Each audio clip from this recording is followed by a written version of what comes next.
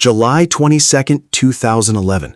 It began as a quiet, ordinary Friday afternoon in one of the most peaceful, progressive, and open societies on Earth. But in a matter of hours, a horrific act of domestic terrorism struck directly at the heart of Norway, changing the nation forever.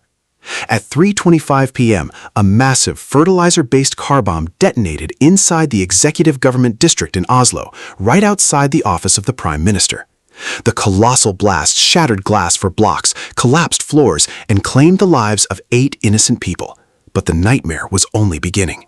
As emergency services rushed to the bleeding heart of the capital, a second, even more systematic and brutal assault was launched less than 20 miles away on the isolated island of Utoya. There, a lone right-wing extremist, disguised as a police officer, opened fire on hundreds of defenseless teenagers attending a political youth summer camp. By the time the smoke finally cleared, 77 innocent lives had been cruelly stolen. It was an unprecedented atrocity that deeply traumatized a peaceful nation and forced the entire world to confront the terrifying, rising threat of far-right extremist radicalization.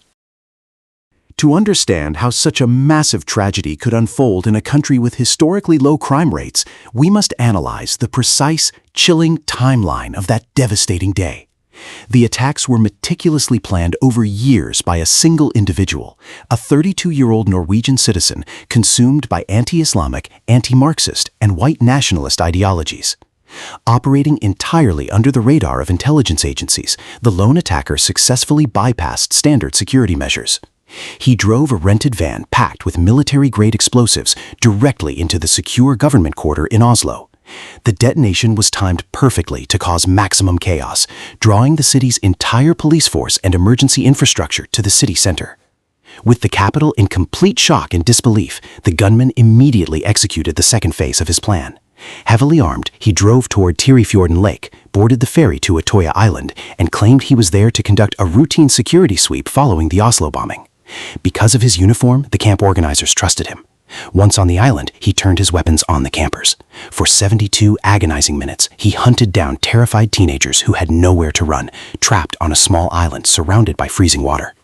The police response was severely delayed by logistical failures, including the lack of an available police helicopter and the breakdown of a small inflatable boat used by the Special Forces unit. When the police finally landed on the island at 6:27 p.m., the gunman surrendered without firing a single shot, leaving behind a scene of unimaginable devastation. In the face of such profound, unfathomable hatred, the true character of Norway was put to the ultimate test. The perpetrators' explicit goal was to terrorize the population, destroy the ruling political party, and force the government into a hardline authoritarian stance. But Norway's response defied all conventional expectations. It was an extraordinary display of resilience, dignity, and national unity. Instead of giving in to fear, anger, or calls for draconian vengeance, the nation looked inward to its core values. Prime Minister Jens Stoltenberg famously rallied the country by declaring that the correct response to the violence was more democracy, more openness, and more humanity. Days after the tragedy, over 200,000 people marched peacefully through the streets of Oslo in the historic Rose March, turning an act of terror into an overwhelming demonstration of love, solidarity, and national grief. This commitment to democratic values was rigidly maintained during the trial that followed.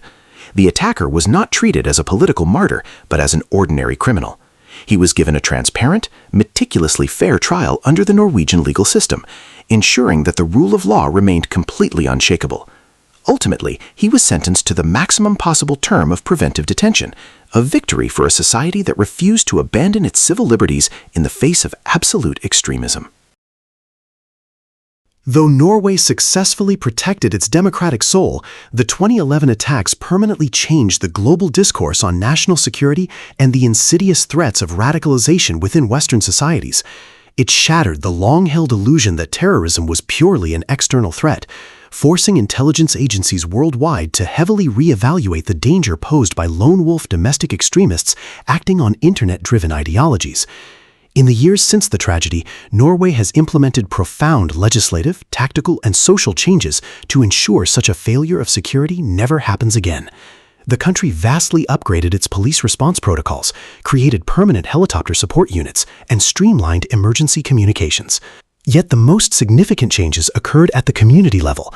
Recognizing that the battle against extremism cannot be won by weapons alone, Norway doubled down on its commitment to social inclusion, mental health awareness, and aggressive counter-radicalization programs online. The island of Utoya itself was beautifully transformed. It remains a place of profound remembrance, but it has also reopened as a vibrant international center where youth from all over the world gather to learn about democracy, free speech, and tolerance, ensuring that the ideals the victims died for continue to thrive in the next generation. The tragedy of July 22, 2011 remains a solemn, timeless lesson on the vital importance of societal unity and the preservation of human dignity. It stands as an enduring proof that the ultimate strength of a nation lies not in the rigidity of its walls, but in the depth of its values and its refusal to meet hatred with hatred. As modern societies continue to navigate deep political polarization and the rise of online radicalization, Norway's story offers a vital roadmap. How can nations best protect their open, democratic societies from the threats of violent extremism without sacrificing the very freedoms and core values that define them? Is it truly possible to remain completely open while remaining thoroughly secure? We want to hear your thoughtful perspectives and insights, so please share your thoughts in the comments section down below. If you found this comprehensive historical analysis valuable, please give this video a like, share it to spread awareness, and subscribe to our channel to join us for more deep dives into the complex history of our modern world. Thank you for watching. Stay vigilant, and we will see you in the next video.